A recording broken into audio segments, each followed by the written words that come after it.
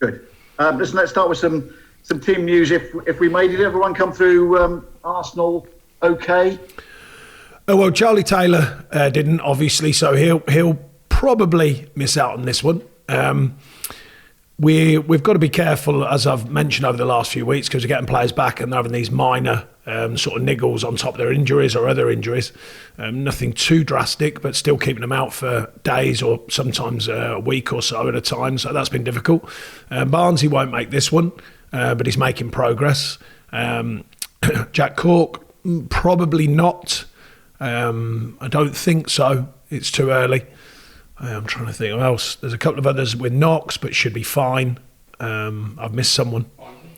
No, Barnes have done him. Yeah, and Johan, sorry. Johan came off as a precaution. He was fine. So, yeah, that was more on his recovery, from injury. So he came off, but he was fine. We took him off, but he's fine. Oh, Robbie Brady's the other one. Robbie's still niggling a little bit with his Achilles. So we're having to be a little bit careful monitoring his load as well. And the nature of the problem with Charlie Taylor? Hamstring. Yeah. Okay. Look, 10 matches to go. You're 4 points above the bottom three. If you had another 5, you'd be very firmly in mid-table. Would a couple of wins go a long way to easing any concerns, do you think? Well, I think, wins at any stage of the season, we often throw around a couple of wins as if it's an easy task. If you look at the win value over a season of teams kind of in the bottom half of the table, a couple of wins is vital. So it's not an easy task, but we're in reasonable shape. Particularly, there's been a lot of good work since Game 7. We had a really tough start. We've not really eased that much with injuries, but the performance levels have improved and the consistency of performance. We've got to keep that going, of course. There's certainly a place where we're looking for more. But equally, on balance of the season, the lads have certainly put in a shift, and we're going to have to continue to do that with the games coming up. Usually, not always, but people speak around that kind of 38 to 40 mark. Historically, that's an important marker. Certainly the 40 is a very important marker. But we're on track, certainly with performances, to get more points on the table, and that's one of the most important things to me is the performance level. And do you think 38 is going to be the sort of ballpark figure this season? No, I didn't say that. I said roughly people mention around the 38 mark. Historically, it's around that mark. I didn't mention what I think it will take. It will take whatever it takes. Our focus is always on the next game, but I'm just giving you a bigger picture view. You said after the Arsenal match that you were getting penalised for doing the right thing when Matej Vydra didn't get a penalty. Have you seen what happened with Phil Foden last night? Truly bizarre. I've spoken about it endlessly over the years. No one's interested. I don't know how no one is interested. Maybe the Phil Foden one might enlight a bit of interest because obviously the power of Man City, and rightly so, the level of the market they're at.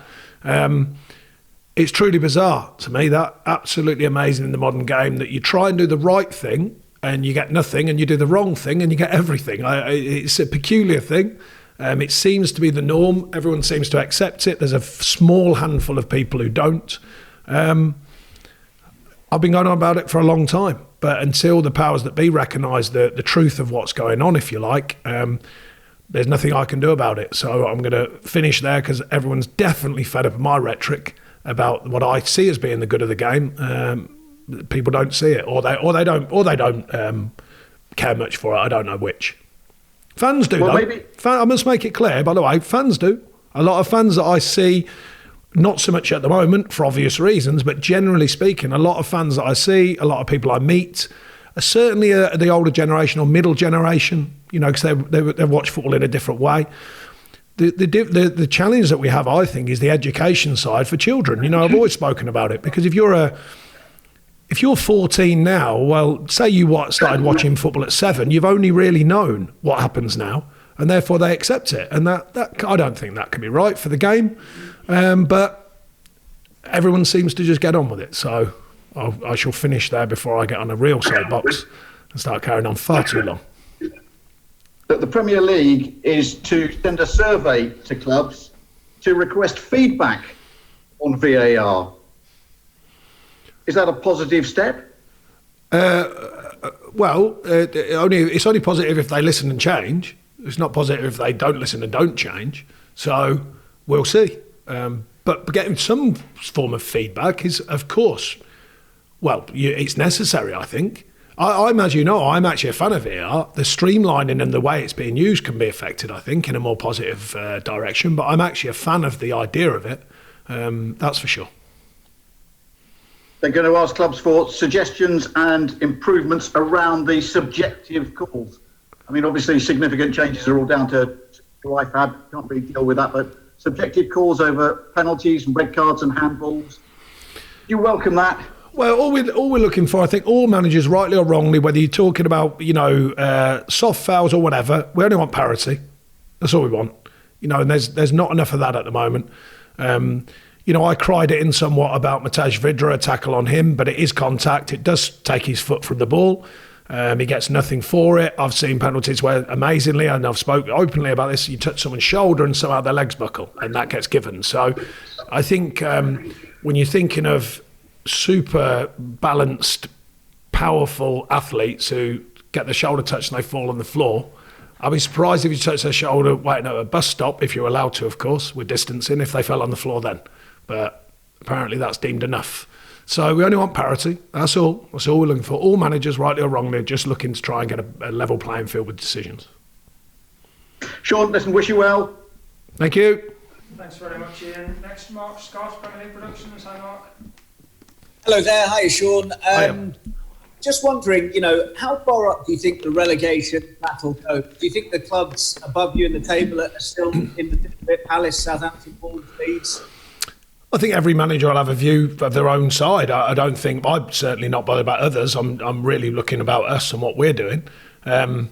It changes on runs of games. It changes on performances. High form, if you look at Southampton, were flying sort of 10 games ago. And then you look now and, they've had a good win, obviously last weekend. But generally speaking, have dropped way beyond where they thought they were probably going to. The Premier League can be like that. It can be unforgiving, it can be rewarding, of course, we all know that, and it is difficult. It's a difficult task winning games in the Premier League. So there's no measure on it, exact measure I wouldn't say. Beyond, of course, the teams that have already accrued 40 odd points, I think it's fair to say. Statistically, obviously, they've got an incredibly strong chance of continuing the Premier League sort of situation. But beyond that, who knows? It is very topsy-turvy. And that's probably a difference in this season. Man City all of a sudden have jumped away, of course, but generally speaking, a lot of topsy-turvy moments during this season. And I know that there's been some suggestion, aside from just the playing quality on the pitch, that the mental strength and the experience comes into it when the pressure is on. And obviously that's a big advantage for you with the players and yourself in charge when it comes to some tight situations at the end of a season.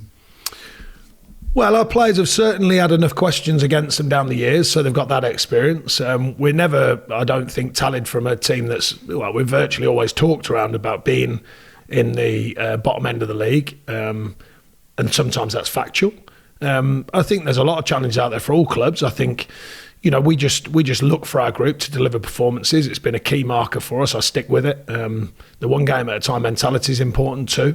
Not over-processing anything, making the players aware of what we believe in, but equally sharing thoughts on the aftermath of a game and trying to learn and develop and move forwards. And I think, we've done that season on season in varying ways, not just on a league table, but the way the team's developed and the way the players have developed.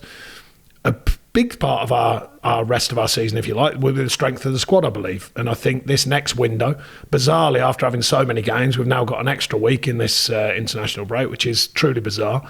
But we hope that week, the extra week on top of the international weeks will give us the chance to get everyone fit. And I think that will give us a much stronger chance of certainly winning games going forwards. And looking at Everton, what have you made of their season so far? I know they lost to Chelsea, but it's still been pretty impressive from them, hasn't it? Yeah, I mean, you look at the players they've got, and they're a good outfit anyway. I think the manager's added to that quite obviously, very obviously incredibly experienced manager. Seems to be getting his way through to the players, whatever shape they play, because they do change shapes as well. I don't think anyone's ever questioned Everton so much on the talent or the how they can put a team together. I think they've become more effective, and it looks to me like they've become more effective. They had a couple of blips, but often teams do in the Premier League, even the top teams. We've seen with Liverpool, their kind of run that they've had. But generally speaking, they're a good outfit. So I think nothing other than it'll be a tough ask going to Everton to win the game. But we're used to going to these places, so we take it on. And just finally from me, looking just on Everton one last time, what are their major strengths that you're going to have to combat on Saturday? I think they've got talent. I think they've got organisation, whichever format they use. From their, like I said, a class act in their manager and a very experienced manager.